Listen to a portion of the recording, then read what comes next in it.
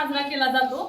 15 October हा हात धुवा दिन दिवस साजरा करायचा आहे, पण उद्या दसरा असल्यामुळे आपण आज 15 ऑक्टोबरला 6 स्टेपचं एक गीत म्हणून आम्ही तुम्हाला हात धुवा दिवस साजरा करण्यासाठी सांगणार आहे। आम्ही म्हणतो, आमच्या पाठीमागे तुम्ही म्हणायचं आहे।